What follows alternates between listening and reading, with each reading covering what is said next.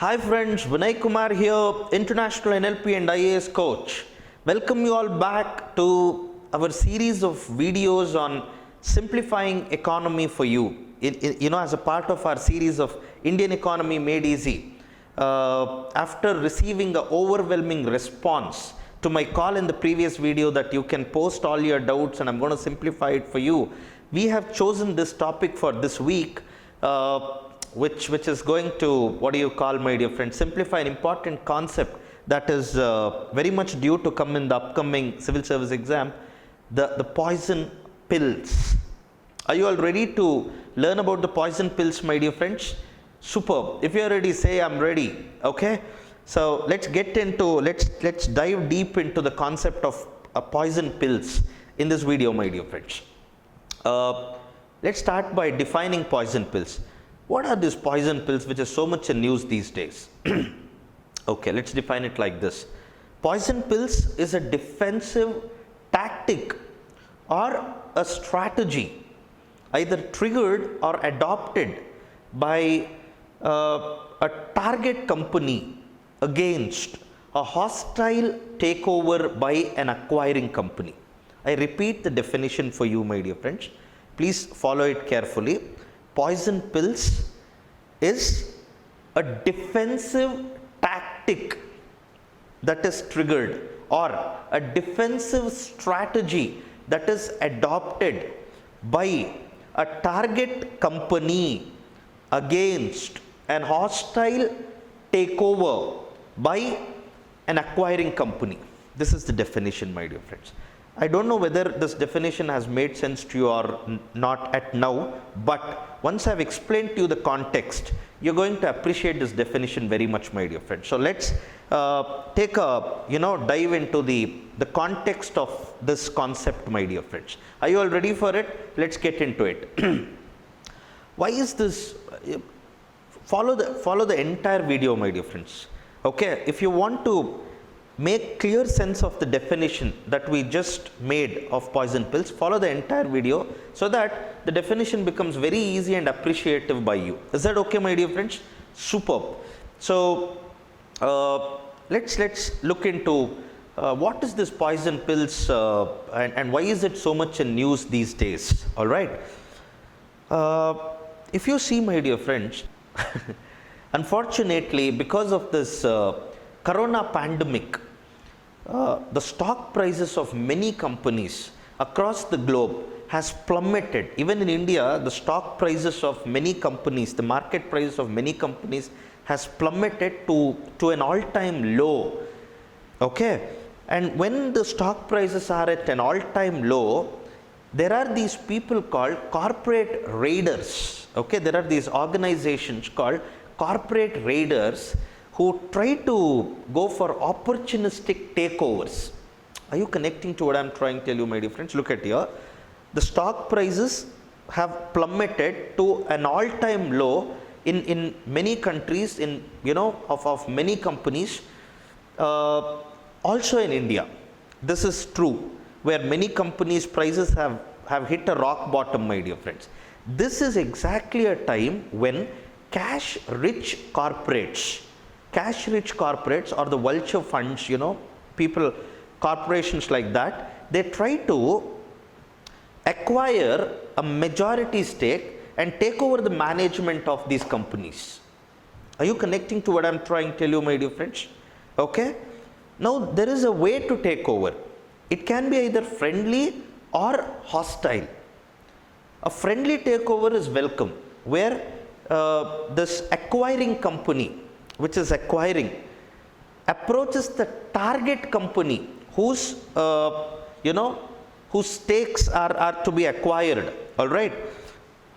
It approaches the management of the target company, reaches consensus with the target company on the terms of management transfer or on the terms of takeover. Yeah. And this is actually welcome by the board of directors or the existing management, my dear friends. Fair enough? Okay, that's a friendly takeover. So poison pills are not used in the eventuality of a friendly takeover. It's accepted. Poison pills gets triggered, my dear friends, when there is a potentiality or an eventuality of a hostile takeover. Now, what is this hostile takeover? Hostile takeover is when the corporate raider, as this organization is called, okay, RAIDER, my dear friends. These corporate raiders are organizations who, opportunistically try to acquire majority stakes in many companies and make a lot of profit out of it on a later date. Are you connecting to what I'm trying to tell you, my dear friends? They acquire when it is opportunistic to acquire, and on a later date make a killing profits out of it. Fair enough, my dear friends.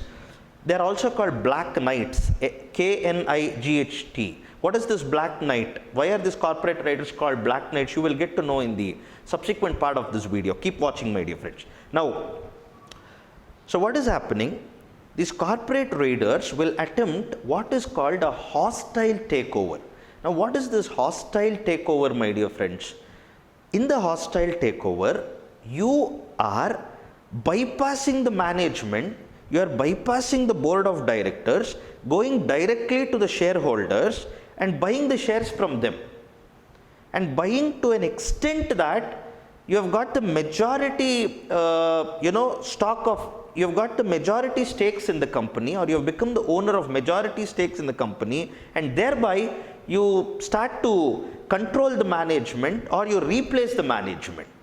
Are you connecting to what I'm trying to tell you? Which existing management would like one such thing to happen, my dear friends? No existing management would like this hostile takeover. What do you say, my dear friends? Correct? It's because number one, their importance was bypassed. Number two, their bargaining power has reduced. Yeah, they cannot bargain the price at which this the company which is going for a hostile takeover is actually acquiring majority stakes in this company. Are you connecting to what I'm trying to tell you, my dear friends? Now, hostile takeover can take many forms. There is something called tender offer, my dear friends. What is this tender offer? Where you are directly going to the shareholders, giving them a premium price. What is a premium price? For example, the share price is at $30, okay, and you are offering a premium rate where it is $10 or $20 more than what it is at the market valuation right now. Are you connecting to what I'm trying to tell you, my dear friends? Fair enough. So you're paying a premium and acquiring a lot of shares from the shareholders, and this way at some point of time having the majority of the stake, and you have actually taken over in a very unwelcome manner as seen by the management. Or you go for the proxy voting. Proxy voting is you have so many shareholders who are actually acquiring shares on your behalf, and in a way people who are guided by you in terms of acquisition of the stakes are in majority, and by that you are able to influence and control the management. Are you connecting to what I'm trying to tell you? Yeah, perfect, my dear friends. Did you understand the proxy voting? See, in tender offer, you as an organization is going and directly purchasing the shares at a premium by paying more than the market price. Perfect, that's clearly understood. Now, in the case of proxy voting, what you are trying to do is, you as an organization is not purchasing all the shares, but you are, what do you call, it's your people in disguise, okay, appearing as retail investors, going and purchasing a lot of shares. It's not just you, but all these people of you together acquiring lot of shares, and in this way you are going to have significantly high voting rights, and thereby you are able to control the management. Are you connecting to what I'm trying to tell you? So the existing management does not like you becoming successful in the hostile takeover, my dear friends. Are you connecting? So when we talk about hostile takeover, it is from the perspective of the existing management, the existing board of directors, who see their role being jeopardized, or their role being underestimated and all that, my dear friends. Are you connecting to what I'm trying to tell you? Perfect. Yeah. And most often board of directors see, or the existing management see it as undesirable because they've lost their bargaining power with this company which is trying to take over the target company. Are you connecting? All of you, my dear friends, by now I know, I hope you know what is an acquiring company and what is a target company. Fair enough, my dear friends. And generally, an acquiring company, when it is going for hostile takeovers, it's called corporate raiders or the black knights, my dear friends. Fair enough, which we are going to understand. Okay. So, poison pills is one of the strategies adopted by the existing managements to prevent hostile takeover. Got that, my dear friends? It's one of the strategies. It's not the strategy. It's one of the strategies. There are so many other strategies as well, my dear friends. To quote a few for you, we have something called a Macaroni defense that the existing management will trigger in the case of hostile takeover. Just when the hostile takeover is getting to happen, this Italian dish macaroni, right? Like that, the share prices gets inflated and all that, and making the takeover very, very difficult. Are you connecting to what I'm trying to tell you, my dear friends? Or there's something called a golden parachute, or a crown jewel strategy. Okay, crown jewel, golden parachute, scorched earth, and lobster trap. So many strategies are there, my dear friend. Because I've used these terms just to simplify it for them. See, what is a golden parachute offer, my dear friends? Okay, in the golden parachute, you have so many of these employees who are working for the existing, who are working in this target company, which is to be acquired now, which is to be a hostile takeover, which is being subject to hostile takeover now. So many employees who are working. Now, what you do in the defense strategy, okay, in the corporate bylaw that you have, you include a provision that in an eventuality of a takeover, the existing employees of this company will be entitled to lot of benefits. Yeah, will be entitled to some disproportionately higher value of benefits with their resignation or with their coming out of the company once it is being acquired. Are you understanding, my dear friends? Now, when such thing happens, so an acquiring company, it will definitely look into this provision, because once it has acquired, so many employees who are leaving now will have to live with, will be living with greater privileges to which the acquiring company is obliged to commit to as per the bylaw. Are you understanding that, my dear friends? So an acquiring company now has to think twice. Hey, should I have to acquire? And when I acquire, if there are so many people leaving, how am I supposed to meet these commitments? Got that? Now, scorched earth policy. What is the scorched earth policy? Look at this, my dear friends. All these things are being triggered by the existing management only in eventuality of hostile takeover. Hostile takeover is when the acquiring company is bypassing the existing management.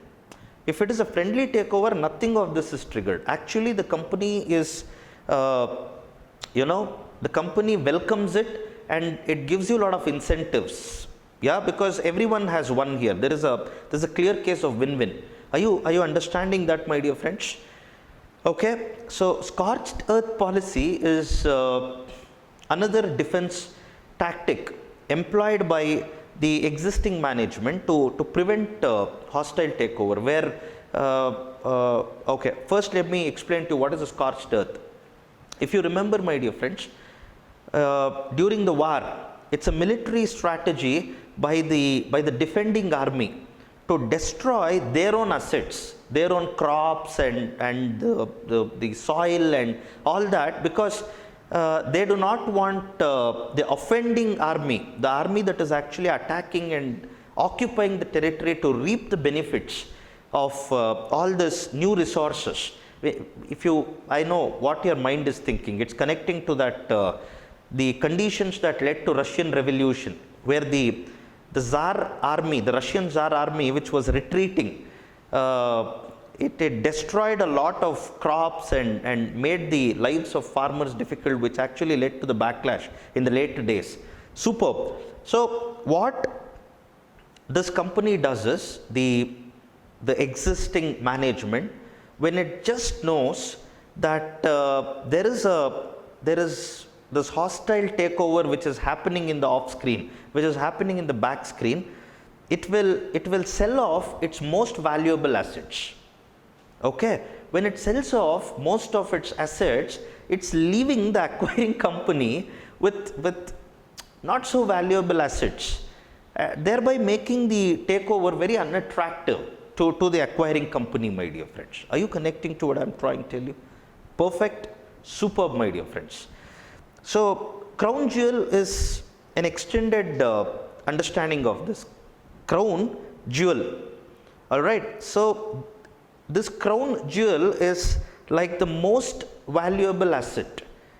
Among all the assets, is the most valuable asset. What the existing management would do is, it will sell this most valuable asset to a friendly company.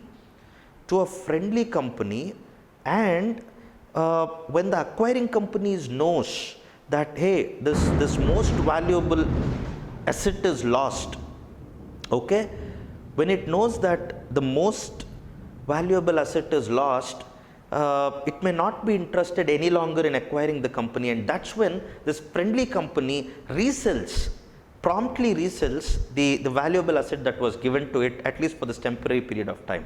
And this friendly company is what we call as white knight. You remember, guys, I was talking about the black knight.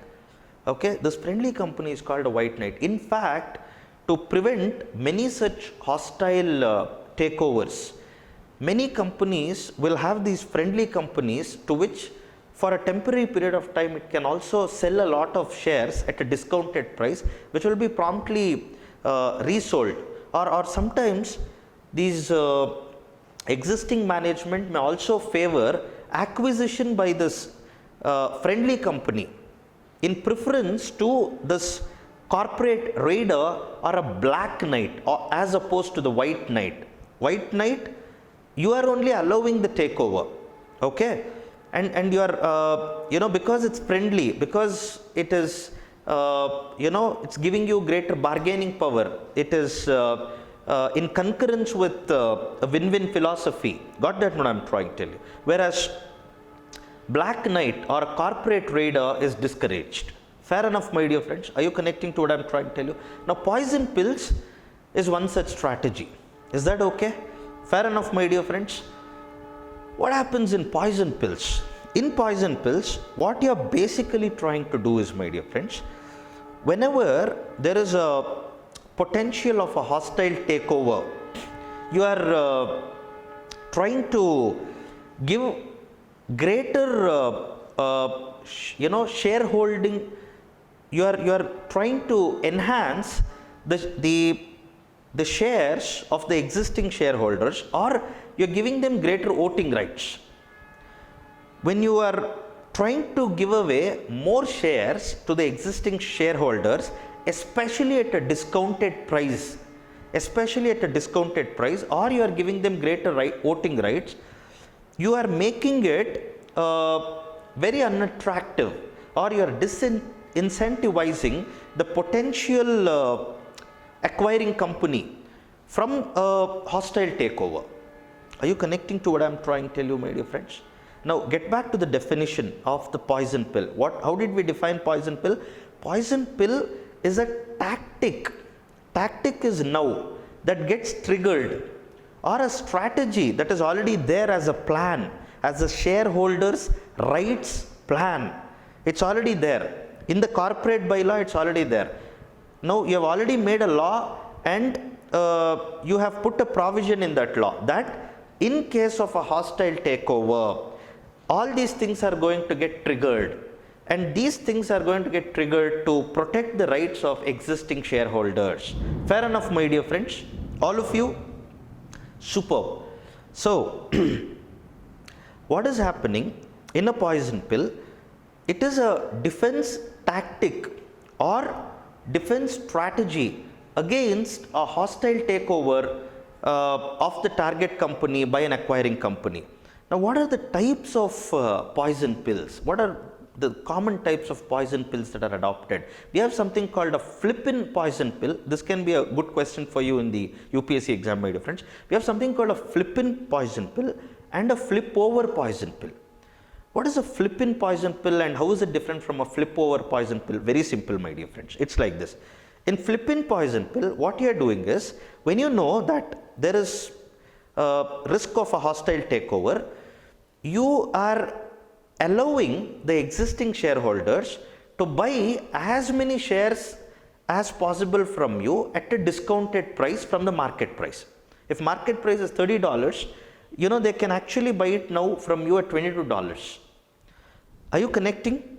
Now, when the existing shareholders are buying too many shares from you, look at this.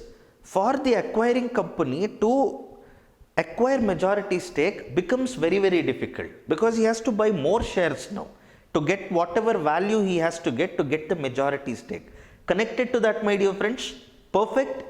So when that value that he has to purchase is actually increasing, at some point it may become unattractive and he may get back.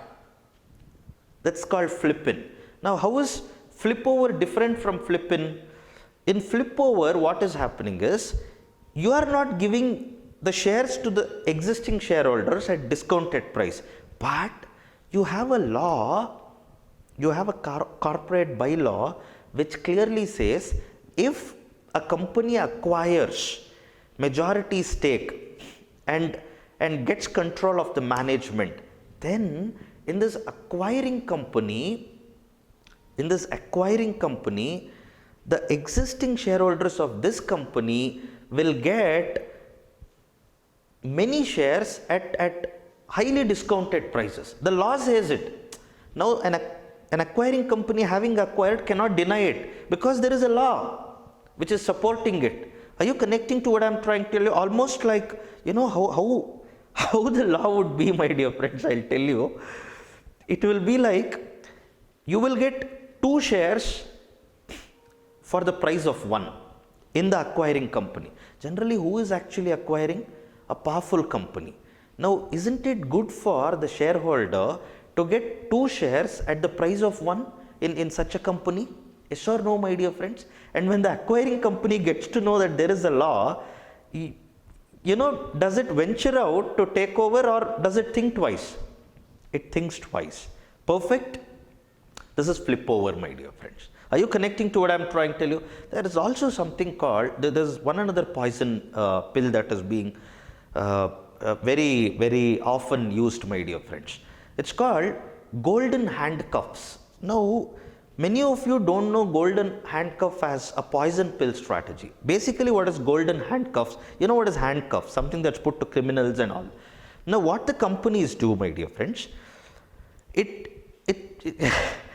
for its best employees, for its most resourceful employees, to prevent them from leaving the company, to prevent the attrition of its most valued employees, companies generally give a lot of what do you call, my dear friends, benefits, perks and privileges, and also some extraordinary incentives like employee stock options and restricted stock, the stock that is restricted only for them, like this. This is actually like handcuffing your best employees from not leaving you at any cost. Are you connecting? Now, many of you don't know this as a poison pill strategy. You know what companies would have done? Yeah?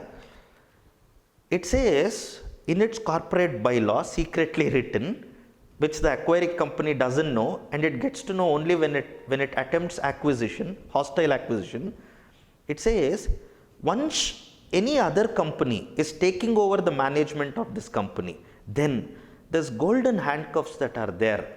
It automatically gets suspended. Now, when it automatically gets suspended, the best human resource in the company is immediately leaving the company once the acquiring company has taken over. What do you do with the company that doesn't have the best of its employees having taken over it? Are you connecting to what I'm trying to tell you, my dear friend? There's also something called voting rights plan, where you are giving super voting rights to the existing shareholders who may prevent such a hostile takeover. Fair enough, my dear friends. There's so many other poison pills like the preferred stock, which you know, my dear friends, and back-end rights plan. You know, it goes like today we have so many such defense strategies, but the most important ones I've explained to you: Flippin, flip over, the golden handcuffs, the enhanced voting rights, and all that, my dear friends. Now, having said this all, is poison pills always good? Is the question. Because if you actually look at it at a deeper level, there is a conflict of interest in the poison pill. Where is the conflict of interest? See, when a corporate raider who is going for a hostile takeover is actually trying to acquire the shares, isn't he giving premium rates? Now, if he is giving premium rates to existing shareholders, are they benefiting or they are not benefiting? Naturally, they are benefiting because they are getting, they are getting more money. Correct? They are getting more money for, selling less shares. Perfect? It's actually good for them. Okay, but the existing management is preventing it. Now, when the existing management is preventing it, is it acting in the interests of shareholders or against it? Conflict of interest. Management's interest is served. Are the shareholders' interest actually served? Management argues, no, whatever we are doing is in the best interest of shareholders because we are actually enhancing the bargaining power of shareholders. In fact, bypassing us, the corporate raider is, even though he is giving a premium, the premium can be much better when the management is allowed to negotiate with the corporate raider. Are you getting that point, my dear friends? If you didn't get it, just rewind it, listen to it again. Rewind this part of video, listen to it again. You're going to get it, my dear friends. Or I will only rewind it for you. It's like this. What the management feels is, if this acquiring company negotiates with the management, the share prices that it will offer will be even higher. Are you connecting to what I'm trying to tell you, my dear friends? Fair enough. So there is a conflict of interest, definitely. In fact, many economists argue that poison pills is sooner or later going to be against the interest of shareholders. Are you understanding that, my dear friends? Even though it's going to favor the existing management, because the prices are going down eventually. Now you see, right now when you adopted the poison pills tactic, the shareholders, the existing shareholders benefited out of it. Why? Because they are getting the shares, extra shares at a discount. Now that extra shares at a discount that they are getting is their profit right now. But later, when the stock prices are falling, because you have actually reduced the value of the shares by splitting the shares, they are going to get lesser value for each share. Got that, my dear friends? So it's a double-edged sword if you look at it. The history of this poison pills, when it first originated and all that, we can trace it back to the late 1970s and the early 1980s, when the poison pills was first triggered, especially with that case of where the merger and acquisition lawyer Martin Lipton first invokes it. Now, if you want to think about why the name poison pills, It's actually taken from the espionage. You know what's this espionage, right? The spying and all that during the time of monarchies. These spies, when they got to know that they will be caught, they have been identified and they'll be caught, to escape the risk of interrogation and punishment, they would consume these poison pills, the cyanide based or some poison pill, to just avoid this interrogation. Now, it's from there actually we take this term, the poison pills, and we've been using it like the way it is used in the finance or the merger and acquisition parlance.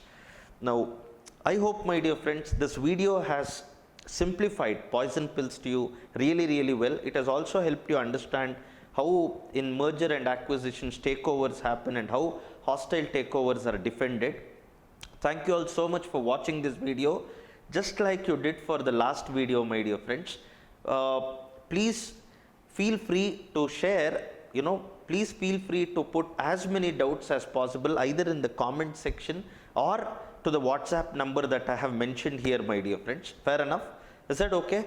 So, I will take as much initiative as possible to clear all your doubts and make Indian economy as a subject for civil service exam as simple, as easy as possible. Thank you all so much, my dear friends. Vinay Kumar, NLP and IAS coach, signing off. See you all in my next video.